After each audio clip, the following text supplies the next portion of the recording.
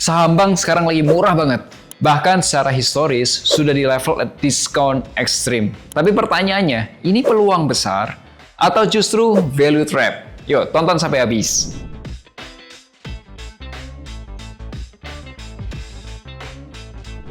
Hai, ketemu lagi nih bersama saya Melvin Mumpuni. Saham perbankan lagi ada di kondisi yang menarik nih. Di satu sisi valuasinya sudah turun cukup dalam, bahkan secara historis bisa dibilang sedang diskon. Tapi di sisi lain, kondisi global itu masih penuh ketidakpastian.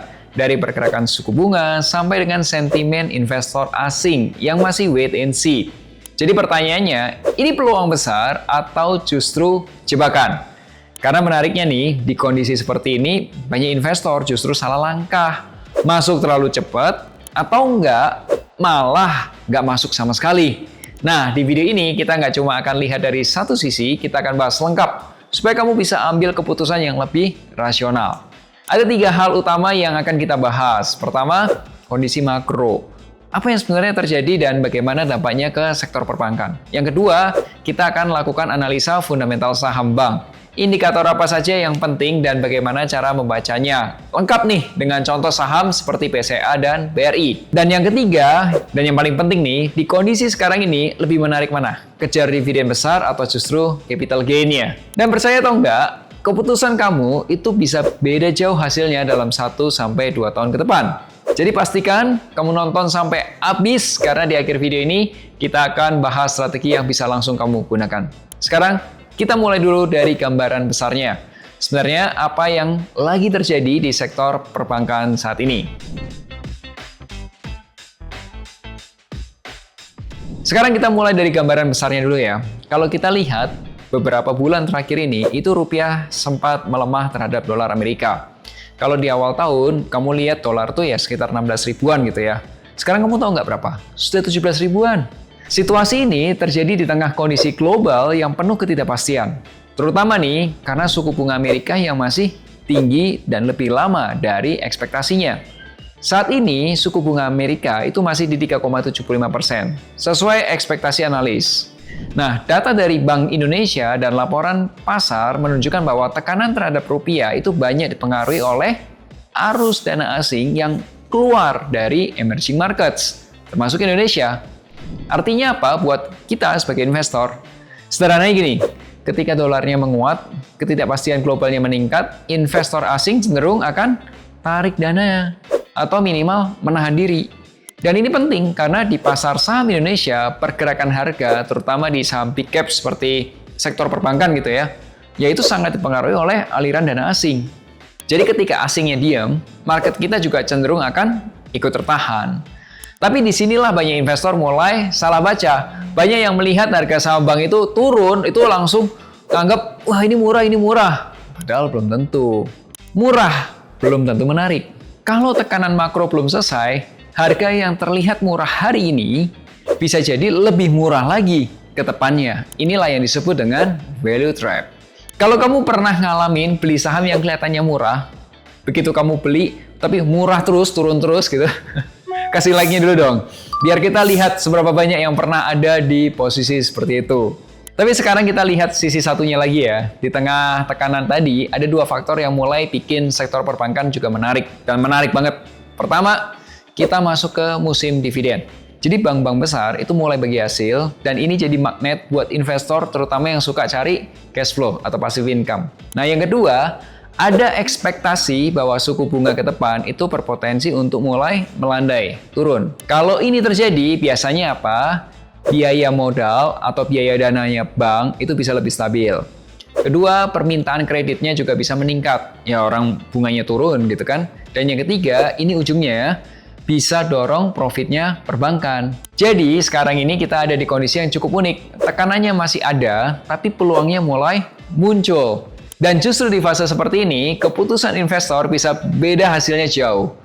Masuk terlalu cepat bisa nyangkut, terlalu lama nunggu juga bisa ketinggalan. Nah, supaya kita nggak cuma mengandalkan feeling atau opini, di bagian berikutnya kita akan masuk ke hal yang lebih objektif. Kita akan bedah fundamental saham bank. Indikator apa saja yang benar-benar penting dan bagaimana cara membaca kualitas sebuah bank secara lebih dalam. Yuk! Sekarang kita masuk ke bagian yang lebih objektif ya, yaitu fundamental. Kalau kita bicara saham bank, sebenarnya kamu nggak perlu lihat puluhan rasio. Cukup fokus ke beberapa indikator kunci yang benar-benar menentukan kualitas sebuah bank. Kita bahas satu persatu. Yang pertama, CAR atau kekuatan modal. CAR atau Capital Adequacy Ratio itu menunjukkan seberapa kuat pantalan modal bank. Contohnya gini, BBCA nih ya, Bank BCA, itu sekitar 29,9%. Dan BRI sekitar 23,5% di awal tahun. Nah, standar sehatnya itu sebenarnya di atas 8. Itu minimum regulatornya ya. Tapi untuk bank besar biasanya ya memang jauh di angka 8%. Ya, artinya apa? Baik BCA maupun BRI, keduanya sangat sehat. Tapi di sini ada insight penting. CAR yang terlalu tinggi itu nggak selalu lebih baik. Jadi kalau CAR-nya terlalu tinggi dan sangat tinggi, itu sangat aman, tapi bisa kurang produktif. Nah, kalau lebih rendah dikit, tapi tetap dalam kondisi sehat, biasanya itu bisa lebih agresif untuk ekspansi. Yang kedua adalah loan growth atau pertumbuhan kredit. Ini menunjukkan apakah bisnis bank itu benar-benar berkembang. Contohnya gini ya, Bank BCA itu sekitar loan growth-nya itu 5,84% year on year sampai Februari 2026. Dan Bank BRI itu sekitar 11,95% year on year di awal tahun. Ya, idealnya pertumbuhan loan growth itu sekitar range 8-15% per tahun. Ya, kalau dilihat angkanya, BCA memang lebih konservatif dan BBRI ini lebih agresif. Growth yang sehat itu bukan yang paling cepat loh, tapi yang paling stabil. Yang ketiga adalah DPK, dana pihak ketiga. Ini adalah bahan bakarnya bank. Semakin besar dan semakin stabil DPK, semakin kuat untuk kemampuan bank menyalurkan kredit. Yang lebih penting, ini struktur DPK-nya. Jadi bank dengan CASA itu current account, saving account, atau dana murah gitu ya, modalnya bank tapi yang murah gitu. Kalau semakin tinggi CASA-nya, seperti BBCA mencapai 84,83%, itu artinya apa? Ya kalau modalnya murah, berarti profitnya bisa lebih stabil, lebih tinggi gitu. Jadi bukan cuma besar, tapi juga murah.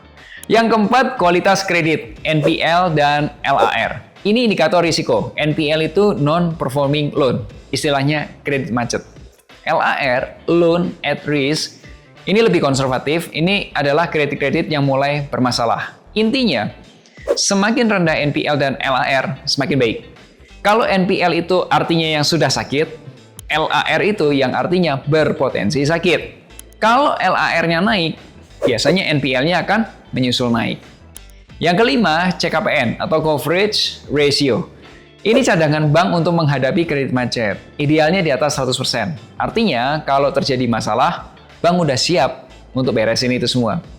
Bank-bank besar kayak BCA, BRI itu punya coverage ratio itu tinggi banget, sudah di atas 150%. Dan ini yang bikin bank-bank gede itu lebih tahan krisis. Keenam, Net Interest Margin atau NIM. Ini sumber utama keuntungan bank. Semakin tinggi NIM-nya atau Net Interest Margin-nya, semakin besar margin keuntungan dari bunga yang didapatnya.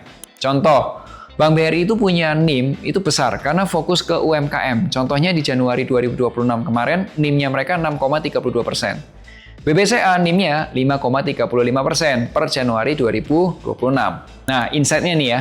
NIM tinggi itu sama dengan profit yang lebih tinggi. Tapi biasanya diikuti dengan risiko yang lebih besar. Kenapa?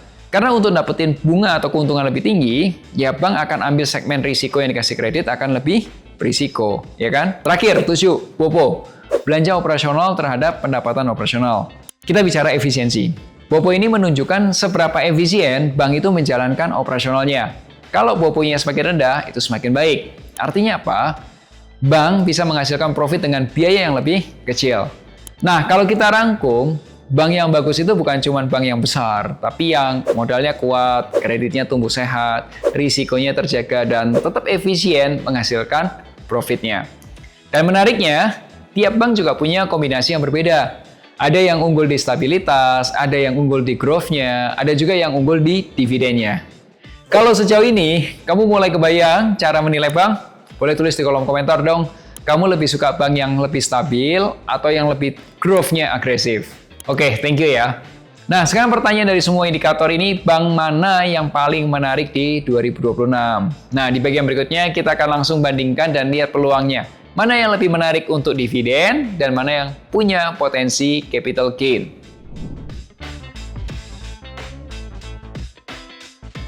Sekarang kita masuk ke bagian yang paling ditunggu, yaitu opportunity. Dari semua analisa tadi, pertanyaan simpel, lebih menarik mana nih? Kejar dividen atau capital gain? Kita mulai dari dividen Bank BRI 2026 yang jumbo ya. Baru-baru ini BRI mengumumkan akan melakukan pembagian dividen sekitar 200-an perak per lembar sahamnya. Kalau di total dengan dividen interim yang sebelumnya, dividen interim itu dividen yang sudah dibagi yang sebelumnya, itu kalau di total yieldnya itu mencapai double digit. Ini penting. Di kondisi market yang belum pasti, dividen itu jadi real return. Return yang kita udah pasti dapat, yang bisa langsung dipegang oleh kamu atau kita sebagai investor Bank BRI. Jadi walaupun harga saham belum naik, ya kamu tetap dapat cash flow-nya. Makanya banyak investor mulai melirik BRI, bukan cuma karena growth-nya, tapi karena sudah dapat income-nya. Nah, valuasi BRI gimana? Murah atau value trap? Sekarang kita lihat dari valuasinya deh. Pertama, price to book value atau PBV PBRI saat ini sekitar 1,5 kali. Kalau dibandingin dengan rata-ratanya sendiri itu sekitar 1,9 kali. Kurang lebih harga BRI itu di 3.900 sampai 4.200. Artinya apa? Secara statistik, Bank BRI ini sudah masuk kategori murah kalau dibandingkan dirinya sendiri. Tapi sekali lagi, murah belum tentu langsung naik. Oke? Nah, sekarang kita geser ke Bank BCA. Price to book value BCA saat ini sekitar 2,5 kali. Kelihatannya lebih mahal ya. Tapi sebenarnya belum tentu, karena secara historis, Bank BCA ini sering diperdagangkan di atas itu. Rata-rata PBV BCA itu di 3,27 sampai 3,77 kali. Kurang lebih di harga 8.000 sampai 8.800. Nah, ini menarik, karena saham premium seperti PBCA jarang sekali masuk di area diskon yang agak dalam. Kalau kita rangkum nih, kalau BRI itu murah dan dividennya besar, BCA itu kualitasnya tinggi dan potensinya bisa naik lagi. Jadi bukan soal mana yang lebih bagus, tapi mana yang lebih cocok dengan tujuan kamu. Kalau kamu cari yang cash flow-nya bagus, kasih dividen gede, ya BRI sekarang lebih menarik ya. Tapi kalau kamu carinya capital gain jangka panjang, BCA juga menarik. Dan menariknya, dua-duanya sebenarnya bisa naik, tapi dengan cara yang berbeda. BBRI naik ya karena cerita dividen yield-nya tinggi, valuasinya murah.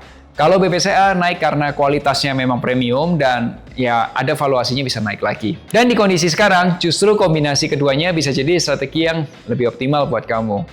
Anyway, kalau kamu masih kesulitan untuk milih saham dan nggak punya banyak waktu buat belajar, di Financial Kutu kami punya program pendampingan investasi.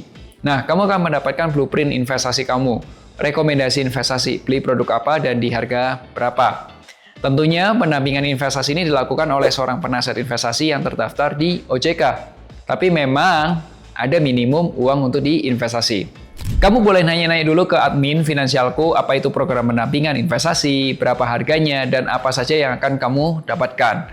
Silakan klik link di sini atau hubungi nomor WhatsApp berikut ini. So, ingat selalu hargai kerja kerasmu, share kalau kamu suka video ini. Sampai jumpa di Melek Financial hari Rabu depan. Akhir kata, make a plan and get your financial dreams come true. Tonton juga playlist investasi saham.